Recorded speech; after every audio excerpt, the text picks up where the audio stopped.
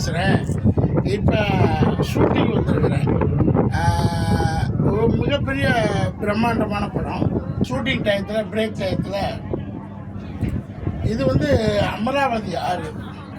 அந்த திருப்பூர் கதை மேட்டர் சொன்னேன் இல்லையா, அந்த 20,000 crore கம்பெனி ஆகிருக்கணுன்னு.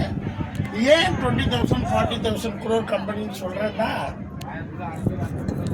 இன்றைக்கி நாங்கள் பிஸ்னஸ் ஆரம்பிக்கும் போது எங்களோட காம்படிட்டர்லாம், நாங்கள் இந்த செலக்ட் மார்க்கெட்டிங் கம்பெனியில் 1 crore வந்து ஸ்டார்ட் பண்ணோம் பிஸ்னஸ்ஸு. அப்போ எங்கள் காம்படிட்டர்லாம் பார்த்திங்கன்னா ஒரு 3-4 கம்பெனி இருந்துச்சு. ஒன்று வந்து திருப்பூர் பேஸ்டு, ஒன்று வந்து லுதியானா பேஸ்டு. இந்த மாதிரி ஒரு மல்டிப்புளாக 4-5 காம்படிட்டர்ஸ் இருப்பாங்க. இந்த 5-6 காம்படிட்டர்ஸை வச்சு தான் நான் பிஸ்னஸ் ஸ்டார்ட் பண்ணோம். அவங்களுக்கெல்லாம் எல்லாமே ஓன் இன்ஃப்ராஸ்ட்ரக்சர் இருந்துச்சு. ஓனா டையிங் இருந்துச்சு, ஓனா யான் மில்ஸு, சின்ன சின்ன இன்ஃப்ராஸ்ட்ரக்சர். இன்றைக்கி எல்லாமே அந்த கம்பெனிஸ் எல்லாம் 40-50,000 கோடி, அந்த ஆடு 40-50,000 கோடி வளர்ந்துருச்சு. இடையில பாருங்கள் ஆடுகள் எவ்வளோ அழகாக போயிருக்கு. எவ்வளோ இயற்கை இயற்கை அழகு அழகு தான். ஸோ அப்படி இருக்கும்போது நம்பர் 1 குவாலிட்டி, நம்பர் 1 ப்ரைஸு. அப்போ திருப்பூரில் வந்து ஏ கிளாஸ் ப்ராடக்ட் தயாரிக்கிறது ரொம்ப கஷ்டம். ஏன்னா இன்ஃப்ராஸ்ட்ரக்சர் டெக்னாலஜிலாம் இல்லை. யூரோப்பியன் டெக்னாலஜி இல்லை, அமெரிக்கன் டெக்னாலஜி இல்லை. ஒரு இடத்துல 1 கிலோ அரிசி தான் வாங்கணும்னா அங்கே போய் ஒரு 10 அரிசி கொடுங்க அப்படின்னு கேட்டால் கொடுக்க மாட்டாங்க, பொறுக்கிட்டு போகணும். அந்த மாதிரி காலகட்டம். பையிங் கெப்பாசிட்டி ஒருத்தர் வந்து ஒரு 5,000 பீஸ் செய்கிற கெப்பாசிட்டி இருந்தால் அவருக்கு நல்ல மார்க்கெட்டிங் திறமையில் அவர்கிட்ட அதே 5,000 பீஸ் ரேட்டில் குவாலிட்டியில் 100 பீஸ் வாங்கிடுவேன். இப்போ இந்த கம்பெனிக்கு 100 பீஸாக செஞ்சு ஒரு 400-500 ஆர்டர்ஸு சின்ன அப்போல்லாம் வந்து எங்கள் மார்க்கெட்டிங் டீம் என்னென்னா புது டீமு, காம்படேட்டர் டீம் வந்து என்னென்னா பிக் பிஸ்னஸாக செய்கிறாங்க. ஏன்னா இந்த ஆற்றுல வந்து நான் 1 டம்ளர் தான் தண்ணி குடிப்பேன் அப்படின்னா முடியாது. 1 டம்ளர் தண்ணி எடுத்தால் மறுபடியும் 1 டம்ளர் எடுத்துக்கிட்டு இருக்கணும். அதே மாதிரி இங்கே வந்து ஆறுன்னா ஒரு விவசாயத்துக்கு பாய்ச்சுற அளவுக்கு இருக்கணும். ஸோ அப்படி ரொம்ப ஸ்ட்ரகிள் எடுத்து அந்த ஆர்டரை முடித்தோம். அந்த என்ன பண்ணேன்னா, அந்த 10 lakhs advance, 50 lakhs order. Accident ஆயாச்சு. அப்போ அதை முடிச்சாகணும். எனக்கா திருப்பூரில் வந்து ஒரு அன்னோன் பீப்புள். நான் திருப்பூரும் அன்னோன்னு, பீப்புளும் வந்து அவங்களும் அன்னோன்னு. அவங்க சிஸ்டம் என்னென்னா, அப்போ ஒரு அட்வான்ஸ் வாங்குவாங்க, பழைய ஆர்டர் முடிப்பாங்க, அடுத்து புது ஆர்டர் க்யூவில் நின்று பண்ணுவாங்க. அப்படி க்யூவில் நின்று பண்ணுற அளவுக்கு நமக்கு டைம் இல்லை. ஏன்னா நாங்கள் புதுசு மார்க்கெட்டில் என்ட்ரி ஆகுறது, இந்த கம்பெனி என்ட்ரி ஆகிறது புதுசு. அப்போ கொஞ்சம் நிறைய மிட்டாய் ஆசை வார்த்தைகளை சொல்லி உனக்கு பெரிய பிஸ்னஸ் தரேன், நிறைய ஃபால்ஸு ஒரு ப்ராமிஸ் கொடுக்க வேண்டியதாக இருக்கும். ஃபால்ஸ் ப்ராமிஸ்னால் பெரிய தரேன். ஏன்னா நான் இன்றைக்கி ஜீவன் ஓட்டணும்ல. அப்போ என்னுடைய பிரதர்ஸ் எல்லாம் திருச்சியில் இருப்பாங்க, கசன்ஸு எல்லாமே அன்எஜுகேட்டு. பட் எனக்கு வந்து ஃபேக்ட்ரியில் என்ன நடக்குங்கிறத தெளிவாக சொல்லிடுவாங்க. நைட்டு வந்து இன்றைக்கி இது நடந்துச்சு. அப்புறம் 24 hours 8 hours ஃபேக்ட்ரியில் 24 hours அன்பு தொல்லை கொடுத்து எல்லா ஃபேக்ட்ரியும் ஆர்டர்ஸ் கொடுத்து எங்கள் ரிலேட்டிவ்ஸ் எல்லாம் கூட்டிகிட்டு வந்து, ஏன்னா நான் ஆக்சிடெண்ட்டில் படுத்து கிடக்கிறேன். அப்போ எனக்கு வருமானம் வந்து ஃபஸ்ட்டு அந்த கம்பெனியில் நான் வந்து 65-35 பார்ட்னர்ஷிப்பில் தான் ஆரம்பித்தோம். அன்ஃபார்ச்சுனேட்லி என்னென்னா அந்த கிளைண்ட் மார்க்கெட்டிங் பேஸ்டு எனக்கு கிடைக்கல.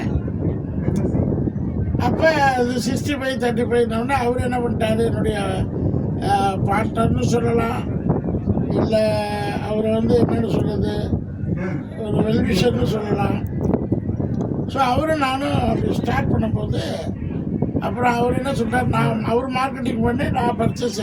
ஆக்சுவலி ஒரு ப்ராடக்டை வந்து right price, right quality, right time, இந்த 3ஐயும் பண்ணிட்டா மார்க்கெட்டிங்கிறது 0 ப்ளஸ் கிரெடிட் ஏன் வாங்குறதுன்னா, குவாலிட்டி கொடுக்கறதுக்காக கிரெடிட் வாங்குறது. ஸோ இப்படியே வளர்ந்து வளர்ந்து வளர்ந்து அந்த கம்பெனி வளர ஆரம்பிச்சிருச்சு. அப்புறம் எனக்கு பெரிய சோதனை என்னென்னா, அப்போ வேலையை விட்டாச்சு. ஒரு 1 lakh சம்பாதிக்கிற வேலையை விட்டதுனால இந்த செல்ஃப் எம்ப்ளாயருடைய நிலைமை என்ன ஆகும்னா, செல்ஃப் எம்ப்ளாய்டு போகும்போது வேலையில் கான்சன்ட்ரேட் இருக்காது. அப்புறம் ஒன்றும் பெரிய இன்கம் இல்லை. அது 1%, அப்படி 5%, 1%, பெரிய ரெவென்யூ இல்லை. அவர் சேர்த்து சொல்லுவார், பார்ட்னர் மிஸ்டர் ஜிசானி நிறையா சம்பாதிக்கிறார். அவர் சம்பாதிக்கிறது நான் சொல்ல முடியாது இல்லையா, காரணம் வறுமை. ஸோ வாழ்ந்து தான் ஆகணும். பிஸ்னஸை எஸ்டாப்ளிஷ் பண்ணேன். அப்போ கம்பெனி ஒரு 40-50 கம்பெனி மாற்றுவேன். ஏன்னா ரொம்ப டேஞ்சராக அட்வான்ஸ் கொடுத்துட்டோம்னு வச்சுங்களேன், பணம் திருப்பி வாங்குறது ரொம்ப டேஞ்சரு. ஏன்னா அதை கோர்ட்டுக்கு போய் தான் வாங்கணும். அந்த காலத்தில் நிறைய பீப்புள் வந்து கோர்ட்டுக்கும் போயிருக்கேன் பணம் வாங்குறதுக்கு. கோர்ட்டில் போய் பயந்து தான் வாங்குவோம். ஏன்னா உள்ளூரில் ஒரு பெரிய பொலிட்டீஷியன் ஒரு திட்டம் கொடுத்துட்டு பயந்துன்னு வாங்க வேண்டியதாக இருக்கும். ஏன்னா அவங்க வந்து எந்த ஹெல்ப்பும் பண்ண மாட்டாங்க. நான் தானே களத்தில் நிற்கிறேன். ஸோ அதனால் அந்த மாதிரி ஒரு 100 பீஸ், 500 பீஸ், 200 பீஸ், அது வந்து பெரிய அது ஒரு 15 கம்பெனி எனக்காக உழைச்சிது. ஏன்னா அவர் ஜிசானி வரமாட்டார். அவர் தேசாயும் வந்து அப்பப்போ வந்து போவார்.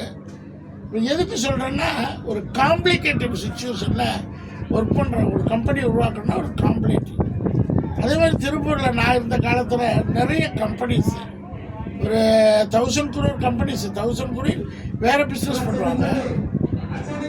அந்த கம்பெனி திருப்பூரில் வந்து 100 கோடி ரூபா லாஸ் ஆகி போய்கிட்டு இருந்த காலம். பட் அந்த நேரத்தில் இந்த கம்பெனியை உருவாக்கணும்னு சொல்லி பண்ணால் இன்கம் இல்லை. அந்த ஆர்டர்ஸ் என்னென்னா, அவருக்கு வந்து டெக்னிக்கல் தெரியாது, மார்க்கெட்டிங் வந்து ரிஸ்க் எடுக்க மாட்டார். நான் வந்து இந்த ஆற்றுல எப்படி இந்த 6 மாதிரி கடல், ஆனால் அவர் எடுக்கிறது சொம்பில் கேட்பார் தண்ணி. சரி ஓடிட்டு 1 of the டிவிஷனாகவே ஓடிட்டு இருக்கோம் அப்படின்னு ஓட்டினோம். அப்படியே கொண்டு வந்து ஒரு 10 ஆண்டு காலம் பிக் பிஸ்னஸ் செய்ய முடியல. இவ்வளோ பெரிய ஆள் இருந்தும் நம்மளால் குளிக்க முடியல, தண்ணி எடுக்க முடியல, பார்த்துக்கிட்டே இருக்கணும் அப்படிங்கிற காலத்துக்கு கட்டாயம். But Tiruppur people blindly support for me. ஏன்னா இந்த பேமெண்ட் விஷயத்தில் நான் சின்ன விஷயமோ பெரிய விஷயமோ, நான் வந்து ஒரு கம்பெனிக்கு பேமெண்ட் விஷயத்தில் பார்த்தோன்னா அதை பேக்ரவுண்டை அனலைஸ் பண்ணுவேன். அனலைஸ் பண்ணிட்டு பேமெண்ட் பேயிங் மாஸ்டர். இந்த கிரெடிட்டபிள் ஒர்த்து என்ன ஆயிடுச்சுன்னா, நான் விடுற அந்த பில்டப் ஷார்ட்ஸ் இருப்பாங்க சினிமாவில், பில்டப் ஷார்ட்ஸ். அப்படியே இப்போ ஒரு டைம் வந்து இப்போ ரஜினி சார் காமிச்சாங்கன்னா அந்த சிகரெட் மட்டும் காமிப்பாங்க, ஹேர் மட்டும் காமிப்பாங்க, ஸ்டைல் மட்டும் காமிப்பாங்க. அதான் பில்டப் ஷார்ட்ஸ். அந்த மாதிரி இந்த கம்பெனியை வந்து நான் ரொம்ப பில்டப் பண்ணிடுவேன். ஒரு 1000 crore கம்பெனி மாதிரி பில்டப் பண்ணிடுவேன். அது ரியலாகவும் மாறிடுச்சு. மாறி ஒன்றும் ரெவென்யூ இல்லை, பெரிய ரெவென்யூ இல்லை. ஏன்னா இந்த பக்கம் பிக் பிஸ்னஸ் இல்லை, ஃபேக்ட்ரி ஸ்மால் ஃபேக்ட்ரி. அந்த ஃபேக்ட்ரியும் பிக் டிசிஷன் எடுக்க முடியாது. இங்கே வந்து மார்க்கெட்டிங் டீமு ஸ்மால் டீமு, இந்த ரெண்டுக்கும் இடையில நான் அந்த மாதிரி ஜெயிண்ட் செட்டப் பில்டப்ஸ் நிறையா கொடுத்து, அதாவது அவங்களுடைய டெத்து, கல்யாணம், நல்லது கெட்டதில் ரிலேஷன்ஷிப் பண்ணுறது அப்படின்னு. இன்றைக்கி திருப்பூரில், கோயம்புத்தூரில், அந்த தமிழ்நாட்டில்னு வச்சுருக்கோம், இந்த டோட்டல் தமிழ்நாட்டில் வந்து ஒரு பில்டப் உருவாக்கிட்டேன், ஒரு ஆர்டிஃபிஷியல் பில்டப். பட் அது மார்க்கெட்டிங்கில் அவர் செஞ்சுருந்தால் அவர் என்ன பண்ணியிருக்கணும்னா, அவருடைய கம்பெனி, அவர் ப்ராடக்ட்டு, அவர் வேலை போயிட்டார். நம்ம வந்து இதே மாதிரி தான் ஒரு கம்பெனி. ஸோ இந்த மாதிரி பில்டப்ஸ் வந்து விட்டு பில்டப்ஸ் மூலியமாகவே நமக்கு பிராண்டிங் கொண்டு வந்தேன். அதே நேரத்தில் வெரி லீஸ் மார்ஜின். அது ஒன்றும் ரெவென்யூ பெருசாக ஒன்றும் சம்பாதிக்க முடியல. ஏன்னா ரெவென்யூ ஒரு 1 lakh சம்பாதிச்சோம்னா அந்த 1 lakh கையில் வர்றதுக்குள்ள ஒரு 4-5 மாதம் ஆகிடும். அப்போ எப்படி சேவிங்ஸ் இருக்கும்? எல்லா வகையிலையும் சேவிங்ஸ் பண்ணி பார்த்தேன், முடியல. பட் அன்ஃபார்ச்சுனேட்லி மறுபடியும் மார்க்கெட்டிங் டீம் ஸ்ட்ராங்காக இருந்திருந்தால் இன்னைக்கு வந்து ஒரு பப்ளிக் லிமிடெட் கம்பெனி ஆயிருக்கு நம்ம உழைப்பு.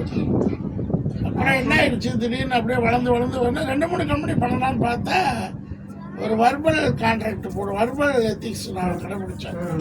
டோட்டல் கல்ஃபில் வேறு யார்ட்டையும் பண்ணக்கூடாது அப்படின்னு ஒரு வெர்பல் அக்ரிமெண்ட். ஆனால் அவர் மட்டும் சைனா இதெல்லாம் போய் வாங்கிக்குவார். ஸோ வளர்ந்ததுக்கப்புறம் ஒரு நாள் இன்றைக்கும் அந்த பிராண்ட் இருக்குது. இன்றைக்கும் வந்து ஒரு 10,000-20,000 கோடி பிஸ்னஸ் பண்ணக்கூடிய ஃபவுண்டேஷன் இருக்குது, பிராண்ட் இருக்குது, குட்வில் இருக்குது.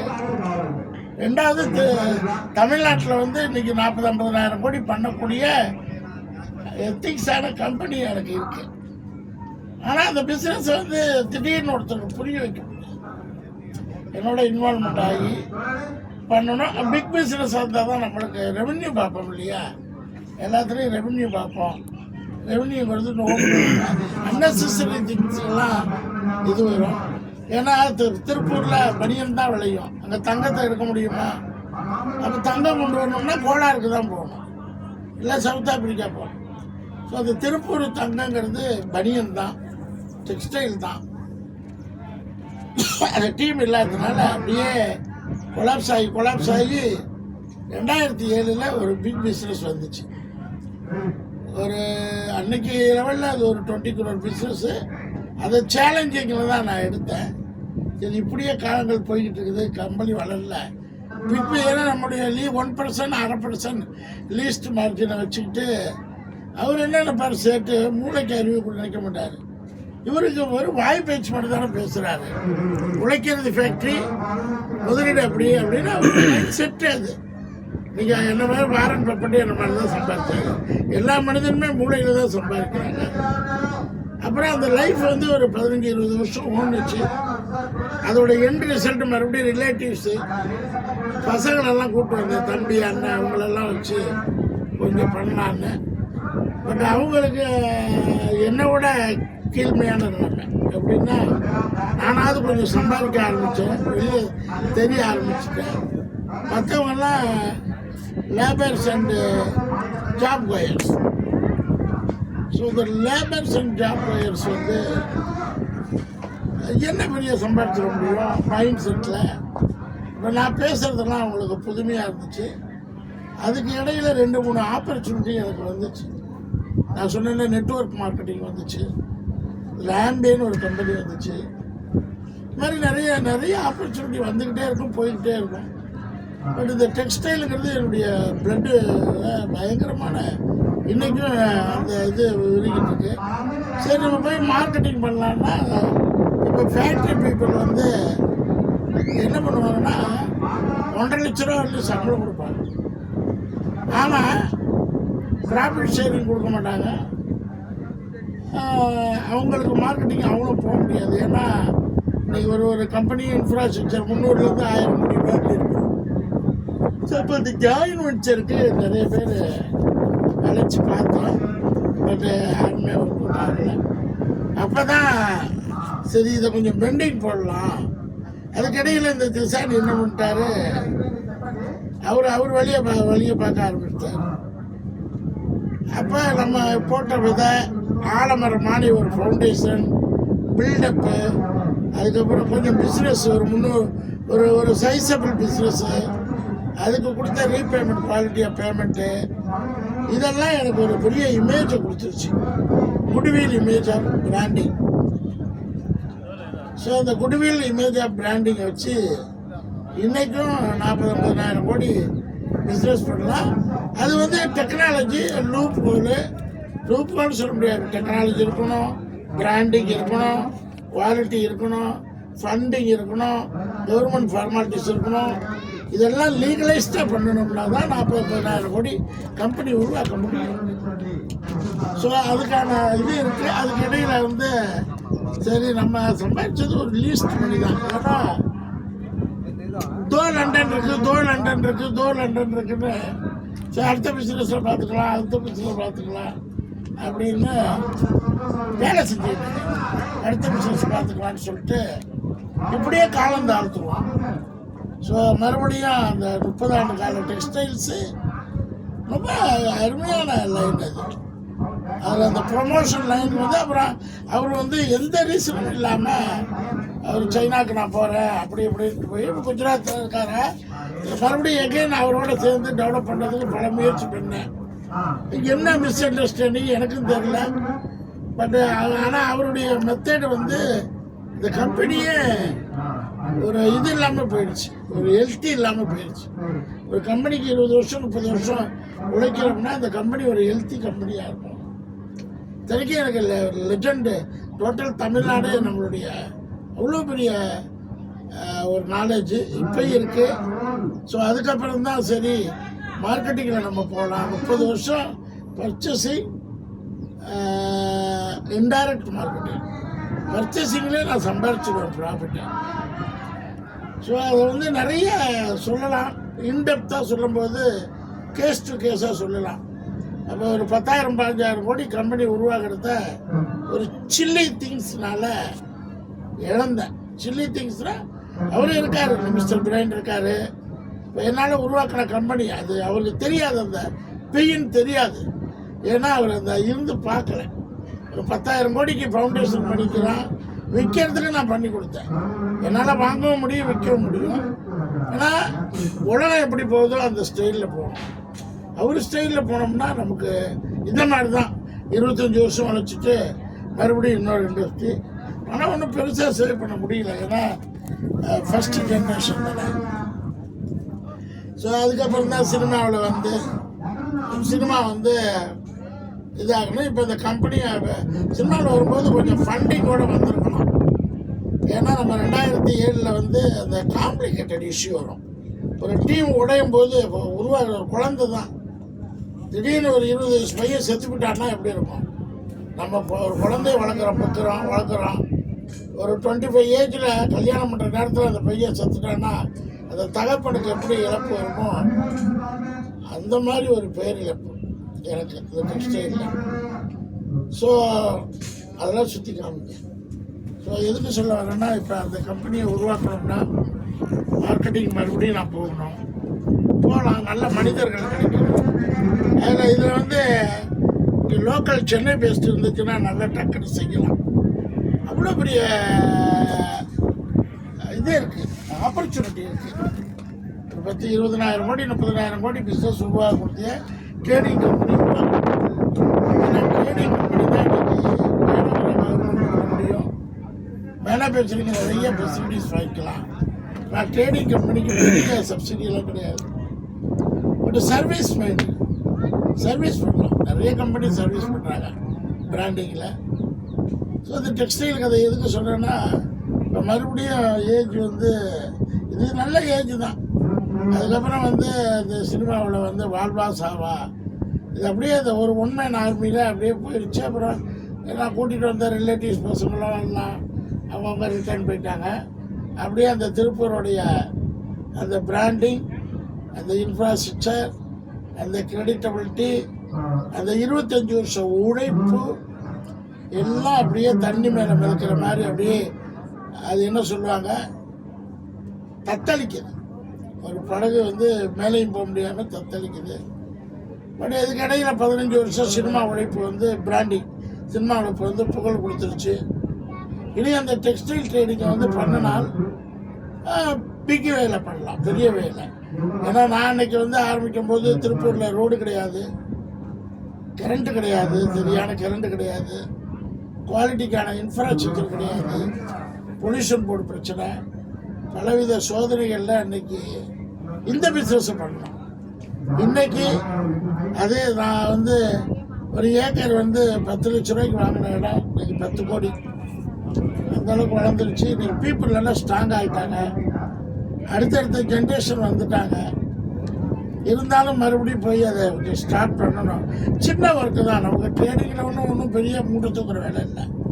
நம்ம கற்றுக்கிட்ட அனுபவத்தை அதை நம்ம செட் பண்ணணும்.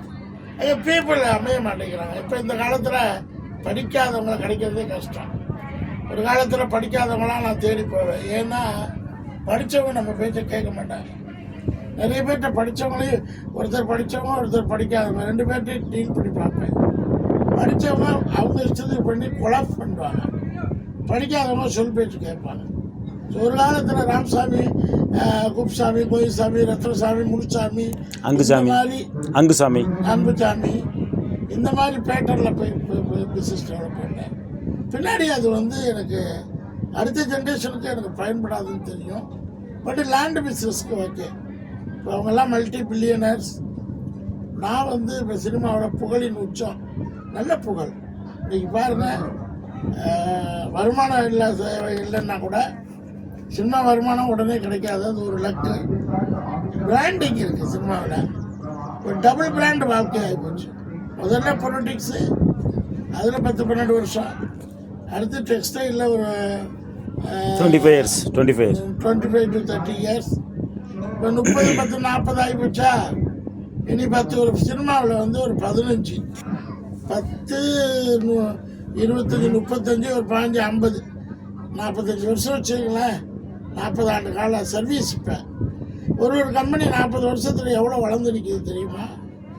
அது காரணம் ஃபேமிலியாக இருக்கும், இல்லை ஒரு ரிலேட்டிவாக இருப்பாங்க, இல்லாட்டினா ஃப்ரெண்ட் சர்க்கிளாக இருப்பாங்க. பட் நமக்கு அமைஞ்சது இப்படி தான். பட் ஒன்மேன் ஆர்மியாக போயிடுச்சு. ஸோ இந்த இதில் வந்து எதுக்கு நான் போடுறேன்னா, அப்புறம் அவரை வந்து நான் நிறைய ரெக்வெஸ்ட் பண்ண பிஸ்னஸ் பண்ணலாம் அப்படி அப்படின்னு. ஒன்ஸ் அது உடஞ்சது தான் போல இருக்கு. உடஞ்ச டெமாலிஷ் பண்ணது தான். அதை டெமாலிஷ் பண்ணிட்டு அதுக்கு மேலே அதே இடத்துல 1000 இன்றைக்கி பிராண்ட் இருக்குது. போய் உட்காந்துட்டு செய்யணும். திருப்பூரில் எங்கிட்ட சினிமா வந்துருச்சு. ஸோ முதல்ல நம்ம ஃபேமிலி சர்வைபிளை ஓட்டுவோம். சர்வைபிள் வந்து இருக்கும்போது நீங்கள் லைஃப் ஸ்டைல் பார்க்க முடியாது. சர்வேலையும் பார்த்துட்டு லைஃப் ஸ்டைல் பார்க்குறது லட்சத்தில் ஒருத்தருக்கு தான் கிடைக்கும். அதனால தான் மெஜாரிட்டி பீப்புள் ஜாப்க்கு போயிடுறாங்க. ஸோ இந்த அமராவதி ஆற்றங்கரையில் உட்காந்து அழகான பியூட்டிஃபுல்லான இடத்துல இந்த பாருங்க எவ்வளோ பியூட்டிஃபுல்லாக இருக்குது. காக்கைகள், குருவிகள் போட்டு ஒரு ஆற்றுல போட்டு வருது பாருங்க. நாரை நிற்கிது, கொக்கு இருக்குது. ஸோ இதுதான் இந்த கம்பெனியோடைய ஸ்டைலு. இதை போடுறேன். இப்போ மறுபடியும் 1 by 1 டெக்னாலஜி. தமிழ்நாட்டில் அவ்வளோ வளம் இருக்குது. இன்னும் கேரளா இருக்குது, ஆந்திரா, பிளேஸ் சொல்லுங்கள் சார். சார் இது என்ன பிளேஸ்ன்னு சொல்லுங்கள். இது வந்து ஹைதராபாத், விஜயவாடா, அமராவதி ஆறு. பிக் சைஸ், ரொம்ப அகலம், நல்ல அகலம். கொள்ளிடம் மாதிரி இருக்குது. தமிழ்நாட்டின் கொள்ளிடம் மாதிரி இது அமராவதி. எந்த ஆற்று இயற்கை வளம் அப்படி இருக்குது. ஸோ இதை வந்து கொஞ்சம் முடிச்சுக்கலாம். ஒரு காம்ப்ளிகேட்டட் இஷ்யூ வராத மாதிரி பார்த்துக்குங்க. இப்போ உழைக்க ஆரம்பிக்கிறதுக்கு முன்னாடி நான் எதுக்கு சொல்கிறேன்னா, எக்ஸ்பீரியன்ஸ். ஒரு உழைக்க ஆரம்பிக்கிறதுக்கு முன்னாடி அவங்களோட ஒரு பரம்பரையாக நமக்கு ஒர்க் எத்திக்ஸ் பண்ணுற மாதிரி இருந்தால் இன்றைக்கி 2வது தலைமுறை 3வது தலைமுறை முடிஞ்சு போன கம்பெனி இருக்குது. திருப்பூர்லேயே எனக்கு தெரிஞ்ச 100 கோடி கம்பெனிக்கெல்லாம் ஃபஸ்ட்டு இதுலேயே வாஷ் அவுட் ஆச்சு. அது மிக்ஸ் மேனேஜ்மெண்ட்டு, நல்ல ஒரு இது ஆர்கனைசேஷன்.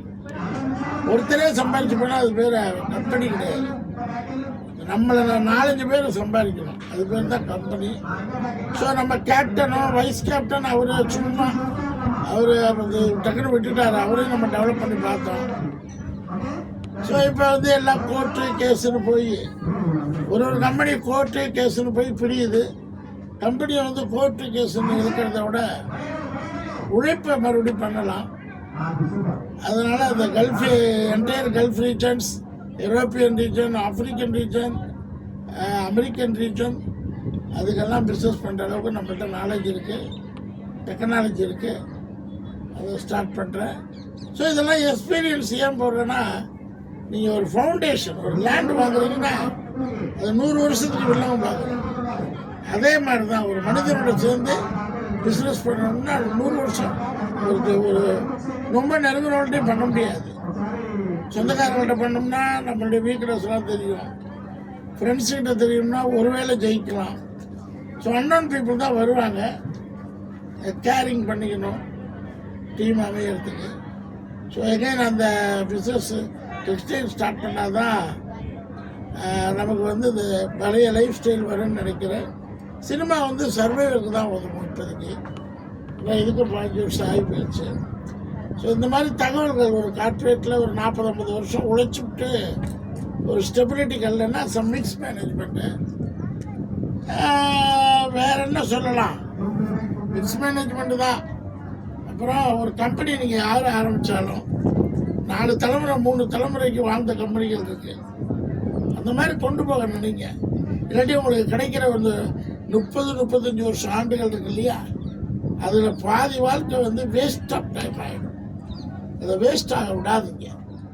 அப்போ ஒரு கம்பெனி ஆரம்பிக்கணும்னா 30 வருஷம் பாடுபட்டிங்கன்னா உங்கள்கிட்ட சைஸபிள் அந்த ஊரில் நீங்கள் ஒரு பெரிய அட்லீஸ்ட் ஒரு வில்லேஜ் ஒரு ஊராட்சியில் ஒரு பெரிய ஒரு 30 வருஷம் பாடுபட்டால் 1 லட்சம் பேருக்கு வேலை கொடுக்கலாம். அடுத்து 60 வருஷம் பாடுபட்டால் 10 லட்சம் பேருக்கு வேலை கொடுக்கலாம். 100 வருஷம் பாடுபட்டால் 100 வருஷம் ஒரு உதாரணத்துக்கு பொலிட்டீஷியனை பாருங்க, 50 வருஷம் 60 வருஷம் 40 வருஷம் 30 வருஷம் ஒரு கட்சியில் இருப்பாங்க. அப்போ தான் அவங்க ஸ்டெபிள் பண்ண முடியும். ஸோ அதனால் 40 வருஷத்தை உழைப்பை எப்படி அதை ப்ளக்இன் பண்ணி காம்ப்ளிகேட்டாக இருக்கிறத கொஞ்சம் ஆர்கனைஸ் பண்ணி கொண்டு வர்றதுக்கு மாதிரி டீம் கிரியேட் பண்ணுறேன். டீம் அமைஞ்சதுன்னா சொர்க்கம் தான். பார்ப்போம். அதுக்கடையில் சர்வே பண்ண முடியா லைஃப் ஸ்டைல் ஓடணும். லைஃப் ஸ்டைல் வராது, லைஃப் ஓடும். சர்வேல் பண்ணணும். கவர்மெண்ட்லேருந்து நிறைய சலுகைகள் இருக்குது. கவர்மெண்ட் சலுகைகள் அளவிடவே முடியாது, அவ்வளோ சலுகைகள் இருக்குது தமிழ்நாடு கவர்மெண்ட்டில். இந்தியாவில் கேட்கவே வேணாம், அவ்வளோ சலுகைகள். ஸோ அதனால தான் 35 ஸ்டேட்டை கிளப் பண்ணி வச்சுருக்கோம் இந்தியான்னு. லைக் பண்ணுங்கள், ஷேர் பண்ணுங்கள், சர்ப்ரைஸ் பண்ணுங்கள்.